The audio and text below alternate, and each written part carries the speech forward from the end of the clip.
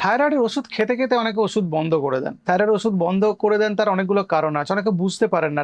তিনি ভেবেছেন ডাক্তারবাবু ওই কদিনই ওষুধ খেতে দিয়েছেন। একটা বোতলে থাইরয়েডের ওষুধের যে কৌটো বা বোতল হিসেবে পাওয়া যায় তার মধ্যে যতগুলো ওষুধ আছে তিনি ভাবলেন যে ওষুধগুলো খেয়ে নিলে আমার রোগটা সেরে গেল।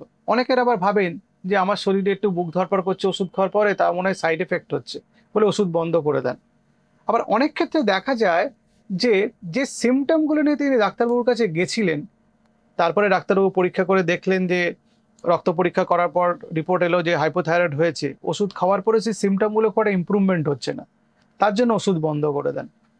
ফলে ওষুধ বন্ধ করাটা অনেকটা পেশেন্টটা নিজের ইচ্ছে মতো করেন আর কি।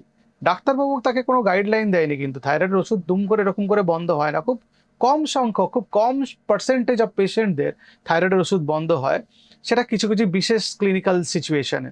কিন্তু বেশিরভাগ পেশেন্টদেরই সারা জীবন থাইরয়েডের ওষুধ চলতে থাকে এবং ডোজ কম বেশি হতে থাকে, এবং এরকম নয় যে একটা ডোজ ফিক্সড হয়ে গেল, মানে ওই ডোজটাই সারা জীবন চলবে। হতে পারে ডোজ বাড়তে পারে, হতে পারে ডোজ কমবে। একটা নির্দিষ্ট অন্তর অন্তর থাইরয়েডের পরীক্ষা করে নিতে হয় আমাদের।